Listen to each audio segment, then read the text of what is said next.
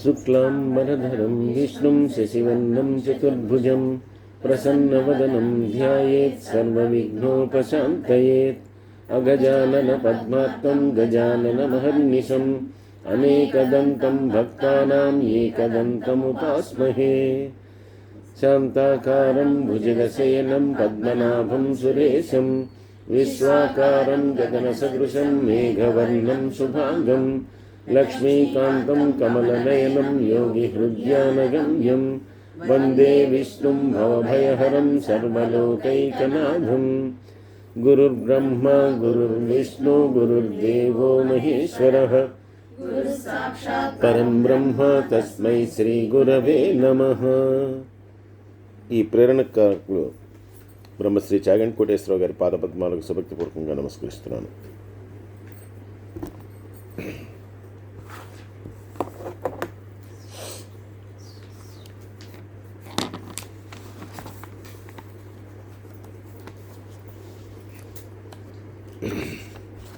వశిష్ఠ మహర్షి ఆ దిలీప చక్రవర్తికి ఇక మాఘమాసం యొక్క విశిష్టతను తెలియజేస్తున్నటువంటి అనేక విషయాలను తెలియజేస్తూ ఇప్పుడు అంతకుముందు అశ్వదేవుడు అలాగే ఆయన యొక్క శిష్యుడు కుమార్తె ఇవన్నీ కూడా చెప్పారు. ఇవన్నీ చెప్పిన తర్వాత మాఘమాసం యొక్క మరొక విశేషాన్ని తెలియజేస్తూ ఉన్నారు. మళ్ళీ ఈ మాఘమాసం యొక్క వ్రతము ఇవన్నీ చేయాలని చెప్పి అంతకుముందు అధ్యాయాలు చెప్పారు. కాబట్టి అసలు మాఘమాసం యొక్క వ్రతం ఏంటి, ఆ వ్రతాన్ని ఎలా చేయాలి ఏంటి అని చెప్పి మళ్ళీ ప్రశ్నిస్తే దానికి సమాధానం చెప్తూ ఉన్నారనమాట. అంటే ఈ లక్ష్మీనారాయణ వ్రతం అనేటటువంటిది ఎలా చేయాలి అనేటటువంటి విషయాన్ని చెప్తున్నారు. మాఘశుద్ధ దశమి అంటే ఈ మాసంలో చాలా విశేషమైనటువంటి దినాలు ఉన్నాయి. రేపు ఒకటి అక్షరాభ్యాసాలకి వాటన్నిటికీ కూడా చాలా పవిత్రమైనటువంటిది మాఘ పంచమి అనేటటువంటిది. అలాగే భీష్మాష్టమి, భీష్ముడు ఇది చేసిన నిర్యాణం చెందినటువంటి దినము.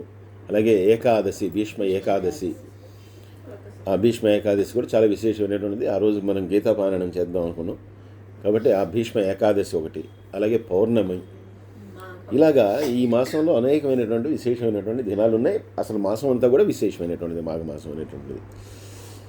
అటువంటి విశేషమైనటువంటి మాఘమాసంలో మాఘశుద్ధ దశమి నాడు ఉదయమే స్నాన పానాదులన్నీ కూడా ముగించుకున్న తర్వాత ఒక నదీ తీరంలో కానీ లేదంటే కనుక అవకాశం లేకపోతే కానీ ఇంట్లో కానీ ఒక మంటపాన్ని ఏర్పాటు చేసుకొని, మంటపము అంటే అదేదో మనం చెక్కతో చేసుకున్నటువంటి ఒక మంటపం లేదంటే ఆకృతి అని కాదండి. మంటపం అంటే ఒక స్థలాన్ని శుభ్రంగా, ఒక ప్రాంతాన్ని శుభ్రం చేసుకుని దాని మీద చక్కగా ఈ రంగవల్లిలు అంటే ముగ్గు వేసి దాని మీద ఒక పీట కానీ ఏదైనా అమర్చటం, అది ఒక మంటపం. అంటే ఆ ప్రాంతం ఒక మంటపం అన్నమాట.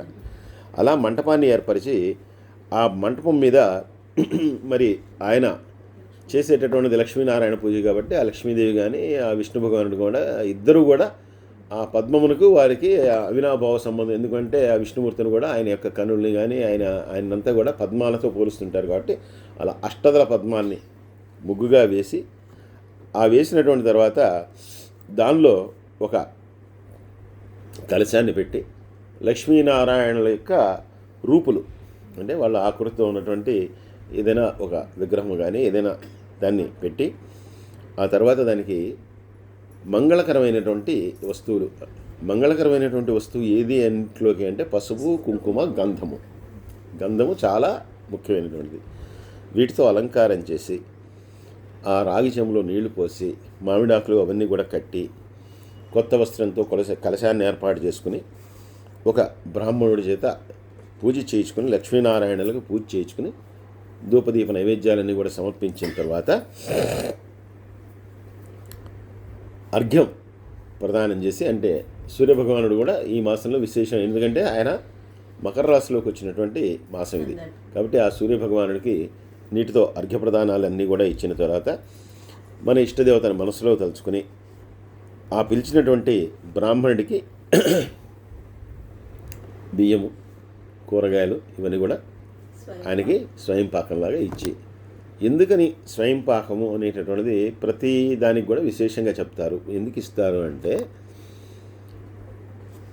మనకి ధనం కానీ ఏదైనా సరే ఎంత ఇచ్చినా కూడా తృప్తి అనేటటువంటిది లేదు. ఇప్పుడు మనకి ఎవరైనా 100 కోట్లు ఇచ్చారనుకోండి, ఇంకొంచెం ఇస్తే బాగుంటుంది అనిపిస్తుంది. లేదు 1 కిలో బంగారం ఇస్తారు, మన దగ్గర ఉండేది 10 గ్రాములే ఉంది, మనకు ఎవరో 1 కిలో తీసుకొచ్చి ఇచ్చారు, అయినా కూడా కిలో ఇచ్చినటువంటి వాడు ఇంకో 100 గ్రాములు ఇస్తే ఏం పోయింది అనిపిస్తుంది, కానీ తృప్తి చెందదు. కానీ భోజనం అలా కాదు.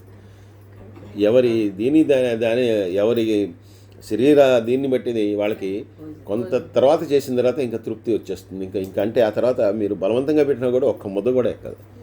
అందువల్ల ఎవరికైనా కనుక ఒక పూటకు కావాల్సినటువంటి ఆ భోజన సామాగ్రి ఇస్తే కనుక తృప్తిగా తిన్న తర్వాత ఎవరైనా కూడా ఆ తినటువంటి వారిని ఎవరు కూడా మర్చిపోరు. కాబట్టి అందుకనే ఈ దానం అనేటటువంటిది, స్వయంపాక దానం అనేటువంటిది విశేషం అని చెప్పారు. అలాగే అన్నదానం అన్నిటికంటే శ్రేష్టం అనేది అనేది. ఎందుకంటే అన్నం తిన్నటువంటి వాడు తృప్తిని పొందుతాడు. మిగిలిన ఏ దానాల్లో తృప్తి లేదు. మీరు ఎన్ని ఎకరాల స్థలం ఇవ్వండి, ఏది ఇవ్వండి, ఇంకొంచెం ఇస్తే బాగుంటుంది అనుకుంటాడే తప్పితే ఇంతటితో చాలులే అని చెప్పి ఎవ్వడు అనుకోడు. భోజనం మాత్రం ఒక స్టేజ్ దాటిన తర్వాత ఇంకా దానిలో ఇంకా స్థాయి వెళ్ళదు, ముందుకు వెళ్ళదు. కాబట్టి అటువంటి తృప్తి చెందుతారు. కాబట్టి పళ్ళు, ఈ కూరగాయలు ఇవన్నీ వేసి వాళ్ళకి దానం ఇచ్చి, ఆ తర్వాత ఆ శ్రీమన్నారాయణని తలుచుకొని మాఘ పురాణాన్ని శ్రవణం చేసి ఆ అక్షతల్ని, ఆ పురాణం శ్రవణం చేసేటప్పుడు కూడా మనకి సత్యనారాయణ స్వామి వారి యొక్క వ్రత కథల్లో కూడా మనం ఏంటంటే అక్షతల్ని చేతిలో పట్టుకుంటాం. అంటే చేతిలో పట్టుకున్నటువంటి అక్షతలు ఏవైతే ఉన్నాయో అవన్నీ కూడా మనం ఆ కథ వినటం వల్ల అవన్నీ కూడా మంత్రాక్షతలుగా, అంటే ఆ కథలు విన్నటువంటి దాంతో అవి మంత్ర ప్రభావితం అయిపోతాయని చెప్పి భావిస్తాం. వాటిని కొన్నిటిని ఆ భగవంతుని మీద ఉంచి కొన్నిటిని మన శిరస్సు మీద ధరిస్తే కనుక అంతకంటే గొప్ప పుణ్యము ఏమీ లేదు. కాబట్టి మాఘ స్నానం చేస్తే ఎటువంటి పుణ్యం వస్తుందో, అలాగే మాఘ పురాణం వింటే ఎటువంటి ఫలితం వస్తుందో, అలాగే ఈ మాఘమాసంలో చేసేటటువంటి వ్రతం చేస్తే ఎటువంటి ఫలితం వస్తుందో అటువంటి విశేషమైనటువంటి ఫలితం అనేటటువంటిది చాలా గొప్పది. కాబట్టి తప్పకుండా ఈ మాఘమాసంలో ఈ వ్రతాన్ని ఆచరించాలి. అందుకే మాఘమాసంలో సత్యనారాయణ వ్రతాలు చాలా ప్రసిద్ధి చేసుకోవాల్సినవి. ఎందుకంటే విష్ణు ఆరాధన అని చెప్తున్నారు. కాబట్టి ఆ విష్ణువుకి ప్రీతికరమైనటువంటిది ఏంటంటే ఆ సత్యనారాయణ స్వామి వ్రతం. కాబట్టి సత్యనారాయణ వ్రతం చేసుకోవడం అనేటువంటిది మాఘమాసంలో విశేషించి చాలా మంచిది అని చెప్తూ మరొక కథని చెప్తున్నారు ఇక్కడ. గౌతమ మహర్షి తన యొక్క శిష్య ప్రశిష్యులతో కూర్చి ఆయన అనేకమైనటువంటి తీర్థాలు, క్షేత్రాలు అన్నీ కూడా దర్శిస్తూ ఆయన కృష్ణా తీరంలోకి ప్రవేశించాట. కృష్ణా తీరంలోకి ప్రవేశించినటువంటి వీళ్ళందరూ కూడా గౌతమ మహర్షి, ఆయన యొక్క శిష్యులందరూ కూడా అక్కడ ఉన్నటువంటి కృష్ణానదిలో స్నానం చేసిన తర్వాత అక్కడ ఉన్నటువంటి రావి చెట్టుకి వాళ్ళు నమస్కరించుకొని ఆ రావి చెట్టు, ఎందుకంటే రావి చెట్టు అశ్వత్థ వృక్షం అనేటటువంటిది చాలా గొప్పది. అది సాక్షాత్తు త్రిమూర్తి స్వరూపంగా మనం భావిస్తాం. మూలతో బ్రహ్మరూపాయ, మధ్యతో విష్ణు రూపిణి, అగ్రత శివరూపాయ, వృక్షరాజాయ నమో నమః అని. అందుకే రావి చెట్టు అనేటటువంటిది పవిత్రమైనటువంటిది. అందుకే రావి చెట్టు అనేటటువంటిది ప్రత్యేకించి మీకు శివకేశవాలయాల్లో తప్పకుండా ఉండేటటువంటి వృక్షం రావి వృక్షం. అలాగే రావి చెట్టు యొక్క సమిధులు కూడా, దాని యొక్క పుల్లలు ఇవన్నీ కూడా మనకి హోమద్రవ్యాల కింద వాడేటటువంటి వాటిలో ముఖ్యంగా ఉండేటటువంటిది రావి, మోదుగా ఇవన్నీ కూడా వాడతారనమాట. ఏ పుల్లలు పడితే ఆ పుల్లలు హోమంలో వేయకూడదు, రావి పుల్లలు వాడతారు. కాబట్టి అంత విశేషత ఈ రావి చెట్టుకు ఉంది. కాబట్టి ఆ రావి చెట్టు కింద కూర్చున్నటువంటి రావి చెట్టు కింద వీళ్ళు చక్కగా ఆ రావి చెట్టుకి ఆ భగవంతుడి యొక్క నామాన్ని చెప్పుకొని దానిలో త్రిమూర్తుల యొక్క స్వరూపాన్ని దర్శిస్తూ దానికి చుట్టూతా కూడా ప్రదక్షిణలు చేసి దాన్ని చక్కగా పసుపు కుంకంతో చక్కగా రావి చెట్టు యొక్క మొదల్ని చక్కగా అలంకరించి అక్కడ ఒక మంటపాన్ని ఏర్పాటు చేసి శ్రీహరి యొక్క ఆ చిత్రపటాన్ని ఉంచి అక్కడ వాళ్ళు పూజ చేయటానికి అంతా కూడా సన్నద్ధమయ్యారు. గౌతమ మహర్షి యొక్క ఆధ్వర్యంలో ఆయన శిష్యులు అందరూ కూడా ఇలా పూజ మొదలుపెట్టిన తర్వాత అక్కడ ఒక మురిగుంటలో తిరిగి వచ్చినటువంటి కుక్క ఏదైతే ఉందో ఆ కుక్క వచ్చి వీళ్ళు పూజ చేసుకుంటున్న చోటే కూర్చుంటే కనుక సాధారణంగా ఈ కుక్కలు కానీ లేదంటే కనుక జంతువులు ఏదైనా సరే మరి అశుభ్రంగా ఉంటే కనుక వాటిని మనం ఏం చేస్తామంటే అది మనం పూజా స్థలాల్లో కానీ ఎక్కడైనా ఉంటే కనుక వాటిని అక్కడి నుంచి తరిమేస్తాం. అలాగే వీళ్ళు కూడా వీళ్ళ శిష్యుల్లో కొంతమంది చూసి ఒక కర్ర తీసుకుని దాన్ని తరవంగానే అది అక్కడి నుంచి లేచి కొంచెం ముందుకెళ్ళి మళ్ళీ ఆ పక్కకెళ్ళి ఈ పక్కకెళ్ళి మొత్తం మీద మళ్ళీ వచ్చి ఇంకోవైపు కూర్చుంది. ఇలాగ వీళ్ళు తరుముతూ ఉన్నారు, అది తిరుగుతూ ఉంది, అక్కడే కూర్చుంటుంది. ఇలాగా వీళ్ళు కర్ర పెట్టి అదిలించడంలో అది 3 సార్లు ఆ చెట్టు చుట్టూతా కూడా అది కూడా ప్రదక్షిణ చేసింది. తెలియకుండానే. ఎప్పుడైతే మూడవ ప్రదక్షిణం పూర్తి అయిపోయిందో, ప్రదక్షిణం పూర్తి అవగానే వెంటనే ఒక దివ్యమైనటువంటి మానవ స్వరూపాన్ని ధరించిందిట. ఆ కుక్క నుంచి మనిషిగా మారిపోయిందిట. మనిషిగా మారిపోయినటువంటి ఇది వెంటనే అనేకమైనటువంటి ఆభరణాలు ఇవన్నీ ధరించి కిరీటము ఒక క్షత్రియుడు రూపంలో కనిపించిందిట. వెంటనే క్షత్రియుడిగా మారిపోయినటువంటి ఆ వ్యక్తి ఎవరైతే ఉన్నాడో కుక్క రూపంలోంచి ఆయన వెంటనే గౌతమ మహర్షి యొక్క పాదాల మీద పడి ఆయనకి నమస్కారం చేసి ఆయన పాదాలని ఆయన యొక్క కన్నీటితో కడిగేశాట ఒకసారి. వెంటనే ఆ గౌతమ మహర్షి అతన్ని లేపి, నాయన నువ్వెవరు, ఎందుకు ఈ రూపంలో ఉన్నావు, అంతకుముందు ఎందుకు కుక్కలాగా ఉన్నావు, ఇదంతా కూడా నీ అంతటా నువ్వే వివరించి చెప్పు. జ్ఞాన దృష్టి దాకాతో ఆయన తెలుసుకోగలడు ఏదైనా కూడా, అయినా కూడా నీ అంతటా నువ్వే చెప్పు అని చెప్పి అడిగినప్పుడు ఆయన చెప్పింది ఏంటంటే, ఆయన చంద్రవంశానికి చెందినటువంటి రాజు. ఆయన కళింగ దేశం అనేటటువంటి రాజ్యాన్ని పరిపాలిస్తూ ఉండేవాడు. ఈయన చాలా ధర్మబద్ధంగా పరిపాలించేటటువంటి వాడు. ఎటువంటి అన్యాయం చేసి ఏమీ ఎవరికి పనులు వసూలు చేయలేదు, ఎటువంటి అకృత్యాలు చేయలేదు, ఎవరిని కూడా అనవసరంగా శిక్షించలేదు. ఈయన బోళ్ళని చెరువులు బావులు తగ్గించాడు, తటాకాలు తవ్వించాడు, అలాగే సత్రాలు కట్టాడు, మంచిగా అన్నదానం ఇవన్నీ కూడా చేసేవాడు, వస్త్రదానం చేసేవాడు, చలివేంద్రాలు ఎండాకాలంలో చలివేంద్రాలు ఏర్పాటు చేశాడు, ఎన్నో గుళ్ళు కట్టించాడు, ఎంతో పుణ్యం చేశాడు.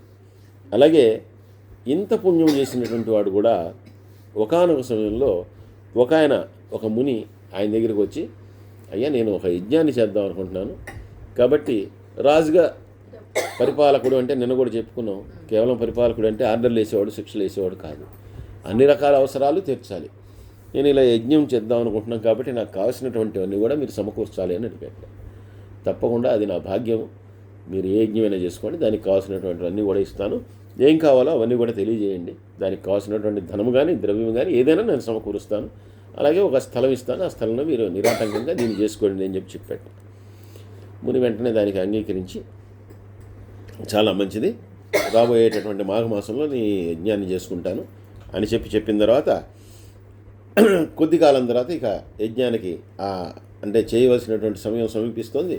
అప్పుడు ఇతను వచ్చి, అయ్యా రాబోయేటటువంటిది మాఘమాసం, ఆ మాఘమాసంలో నేను యజ్ఞం చేస్తున్నాను. ఈ మాఘమాసం అనేటటువంటిది ఎంతో పవిత్రమైనటువంటిదండి.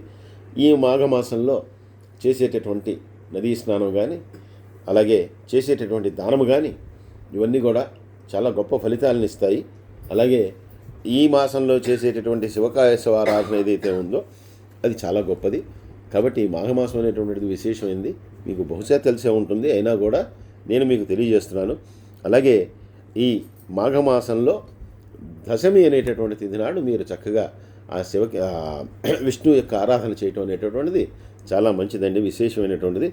అలాగే మాఘ పౌర్ణమి రోజున కూడా స్నానం చేయటం అనేటువంటిది విశేషమైనటువంటిది అని చెప్పి మాఘమాసం యొక్క విశిష్టతని, అందులో ముఖ్యమైనటువంటి తిథుల గురించి వాటన్నిటి గురించి తెలియజేసిన తర్వాత రాజుగారు అన్నీ విన్నాడు.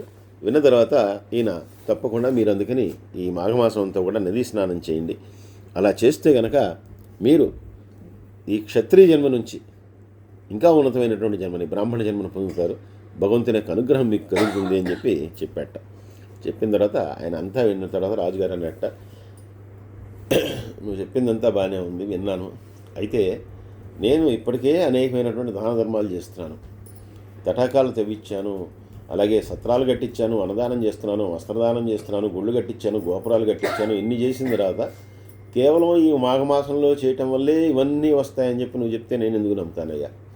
అదిగాక ఇది చేయటం వల్ల నాకు ఈ క్షత్రియ జన్మ తర్వాత మళ్ళీ బ్రాహ్మణ జన్మ వస్తుందన్నో అంటే ఇదొక్కటే ఉత్తమమైందా, మిగిలినవేం ఉత్తమం కాదా? అలా ఎలా అంటావు? అయినా నదీ స్నానం చేయమంటున్నావు, మాఘమాసంలో నదీ స్నానం చేయటం అంత సాధ్యమా? తటాకాల్లో వాటిలో చేయటం అంటే కష్టమయ్యా, ఇవన్నీ చల్లో ఎవరు చేస్తారు? నేను మిగిలినవన్నీ కూడా పుణ్యకారాలు చేస్తూనే ఉన్నా కదా, బోల్డంత పుణ్యం నాకు నా అకౌంట్లో ఉంది, అందువల్ల ఈ మాఘమాసం ఇలాంటివన్నీ నేను నమ్మనయ్యా అని చెప్పి అన్నట్ట. అన్న తర్వాత నేనేదో మీకు మంచి కోసం చెప్పానండి, మీరు ఆచరించనన్నారు, సరే మీరు విని ఊరుకుంటే పర్వాలేదు, మీరు ఆచరించను, ఇటువంటిది నేను నమ్మను అని చెప్తున్నారు. అటువంటి నమ్మకం లేనటువంటి వ్యక్తి దగ్గర, అంటే ఏ మానవుడైతే మన యొక్క పురాణాలని కానీ వీటిని అని కానీ అపవిత్రంగా మాట్లాడతాడో, వాటిని విరుద్ధంగా ప్రవర్తిస్తాడో, అటువంటి వాడి దగ్గర దానము కానీ ఏది కూడా తీసుకోకూడదు అనేటటువంటిది శాస్త్రం. ఎందుకంటే మనకి అందుకే చాలా చోట్ల చెప్తారు, ఎవరైతే వినటానికి ఆసక్తి ఉందో అటువంటి వారికే చెప్పండి, కానీ అందరికీ చెప్పొద్దు అని చెప్పి మనకి అన్నీ చెప్తారు. అందుకని అటువంటి వాడి దగ్గర చెప్పడం కూడా చెప్పొద్దు అని చెప్పి శాస్త్రం చెప్తుంది. కాబట్టి మీటువంటి వాడు దానం ఇస్తే కనుక అది తీసుకుని దాంతో యజ్ఞం ఎందుకంటే నమ్మకం లేనటువంటి వాడు దైవదూషణ చేసేటటువంటి వాడు మీరు ఈ రకంగా మాఘమాసాన్ని దూషణ చేసినా దూషణ చేసినట్టే. కాబట్టి నేను తీసుకోకూడదు, కాబట్టి నేను తీసుకోనండి, నాకు ఏ యజ్ఞము యాగము అక్కర్లేదు, మీరు ఇచ్చేటటువంటి సహకారం కూడా అక్కర్లేదు అన్నాడు.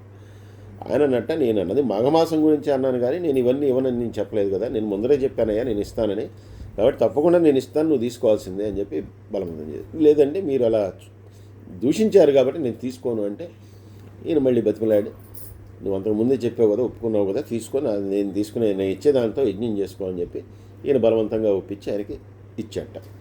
సరే ఆయన యజ్ఞం చేసుకున్నాడు, కాలం గడిచిపోయింది. ఆ తర్వాత రాజుగారు చచ్చిపోయారు. చచ్చిపోయిన తర్వాత 7 జన్మలు వరుసగా కుక్కగా పుట్టాడు ఆయన. ఇది 7వ జన్మ. కాబట్టి ఈ రకంగా 7 జన్మలు నేను కుక్కగా పుట్టాను. కుక్కగా పుట్టిన తర్వాత ఇదిగో ఈ జన్మలో మరి ఇప్పుడు ఎందుకు నాకు ఇలాగా మోక్షం వచ్చిందో నాకు తెలియదు. అలాగే ఎందుకు ఆ చెట్టు చుట్టూతా తిరగాలని ప్రదక్షిణ చేయాలని అనిపించిందో కూడా నాకు తెలియదు.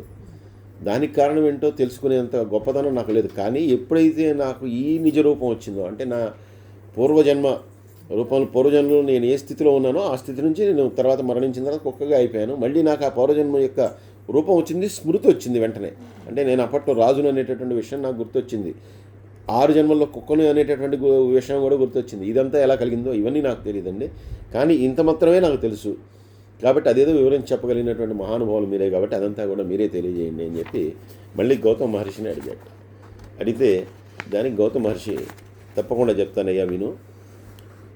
మనకి సాధారణంగా ఏంటంటే మనం తెలియనప్పుడు కానీ అవివేకంలో కానీ మనం నమ్మినటువంటిది ఒకటి ఉంటుంది, నమ్మని దాన్ని చాలా దూషించడము, ఏదో రకంగా మాట్లాడతాం. అది తప్పు. అంటే మనకి చెప్పేది ఏంటంటే ఎవరి గురించి దూషించద్దు, దేనిని ద్వేషించద్దు, దేని గురించి దూషించద్దు. మనకి నమ్మకం లేదు ఒక విషయం పట్ల, మౌనంగా ఉండటం ఉత్తమం దాని గురించి. అంతేగాని మనకి తెలియని దాని గురించి దాన్ని దూషించడం కానీ, అది మనం చేయమంటం కానీ, అవేంటంటే ఒక స్థాయిలో చేసినా కూడా తర్వాత తెలుసుకున్న మీదట అటువంటి దాన్ని చేయకూడదు. ఒక దేవుణ్ణి నమ్మాము, ఆ దేవుణ్ణి నమ్మినంత మాత్రాన ఇంకో దేవుణ్ణి నమ్మేవాడినో, ఇంకో మతాన్ని నమ్మేవాడినో, ఇంకో ఇది చేసేవాడినో వాడిని దూషించడం కానీ వాడిని ద్వేషించడం కానీ చేయకూడదు. హిందువుల్లోనే కొంతమంది దేవుళ్ళని దూషించడం, ఈయనకి ఇది లేదు, ఆయనకి ఇది లేదు, ఈయన దేవుడు కాదు, ఆయన దేవుడు కాదు, ఇటువంటిది పనికిరాదు. ఈయన చేసినవన్నీ మంచి పనులే, కానీ ఈ మాఘమాసాన్ని గురించి నాకు నమ్మకం లేదు నాకు అని చెప్పి దాని గురించి అనవసరంగా దూషించాడు. నువ్వలా దూషించడం వల్ల ఈ రకమైనటువంటి జన్మలు నీకు వచ్చాయి. ఈ జన్మలు వచ్చినా కూడా నీకున్నటువంటి పుణ్యఫలం ఉందే, ఆ పుణ్యఫలం కారణంగా నీకు యొక్క స్మృతి అనేటటువంటిది పోలేదు. అంటే ఆ పూర్వజన్మలో నేనేమిటి అనేటటువంటిది నీకు గుర్తుంది. అది నీ పుణ్యానికి కారణమైనటువంటిది. అది దానివల్ల నీకు అదంతా గుర్తుంది. అలాగే ఇంకొకటి, నువ్వు ఆర్జించినటువంటి పుణ్యం వల్ల జరిగింది ఏంటంటే మేమందరం వచ్చినప్పుడు నువ్వు ఇక్కడికి రావటం. అలాగే మేము ఇక్కడ ఈరోజు ఆ వ్రతాన్ని చేస్తున్నావు, మాఘమాస వ్రతాన్ని చేస్తున్నావు, ఆ వ్రతాన్ని చూడటానికి నువ్వు కూర్చున్నావు, కుక్క రూపంలో వచ్చినటువంటి నువ్వు కూర్చున్నావు. ఎన్నిసార్లు వదిలిచ్చినా నువ్వు పారిపోకుండా నీకు తెలియకుండానే ప్రదక్షిణం చేసావు. ఆ ప్రదక్షిణ యొక్క ఫలితమే ఈ రకంగా 3 సార్లు ప్రదక్షిణం చేసావు. కాబట్టి నీ రూపం పోయి నీకు ఈ స్మృతి కలిగింది, ఈ రూపం కలిగింది. కారణం ఏంటంటే ఈ మాఘమాస వ్రతం మేము చేస్తున్నటువంటి వ్రతాన్ని చూస్తూ ఉన్నావు, అలాగే ప్రదక్షిణం చేసావు. ఒక్క ప్రదక్షిణం చేస్తేనే నీకు ఇంత గొప్పదనం కలిగిందే, అటువంటిది నదీ స్నానం చేస్తే కనుక ఇంత గొప్పదనం కలిగేదయ్యా. కాబట్టి ఆ రోజు నీకు యోగి చెప్పినటువంటి మాటలు ఏవైతే ఉన్నాయో అవన్నీ కూడా యథార్థం, కానీ వాటిని నువ్వు నమ్మనన్నావు. నువ్వే ఆలోచించు, 7 జన్మలకు ఒక్కగా పుట్టినటువంటి నువ్వు ప్రదక్షిణం చేయడం వల్ల నీకు ఎంత పుణ్యం కలిగితే కనుక ఆయన చెప్పిందంతా కూడా నువ్వు ఆచరిస్తే నువ్వెంత గొప్పవాడిగా అయ్యేవాడివి. కాబట్టి ఇప్పటికైనా దాన్ని తెలుసుకొని నువ్వు ఏది చేయాలో దాన్ని చెయ్యి అని చెప్పి నేను చెప్పిన తర్వాత మళ్ళీ ఆ గౌతమ మహర్షి యొక్క పాదాల మీద పడి, తప్పకుండా ఇప్పుడు మీ ఆజ్ఞను నేను శిరసావహిస్తాను, ఇప్పుడు ఇంకా ఎప్పుడు కూడా నేను దేన్ని కూడా దూషించను అని చెప్పి ఈయన మాట్లాడుతుండగానే ఇంతలో ఆ చెట్టు తుర్రలో ఉన్నటువంటి ఒక మండూకం, ఒక కప్ప అక్కడి నుంచి దూకి మళ్ళీ వీడు మాట్లాడుకుంటున్నటువంటి ప్రదేశంలోకి వచ్చింది. వచ్చినటువంటిది బెకబెకమనే చెప్పి అరుస్తూ అటు ఇటు గెంతుతూ వెంటనే ఆ కప్ప కూడా ఒక దివ్యమైనటువంటి స్త్రీ రూపాన్ని ధరించింది. ధరించగానే వెంటనే మళ్ళీ గౌతమ మహర్షి, నువ్వెవరమ్మా, నీ వృత్తాంతం ఏంటి అని అడిగాట. ఆ వృత్తాంతం ఏంటో రేపు తెలుసుకుందాం.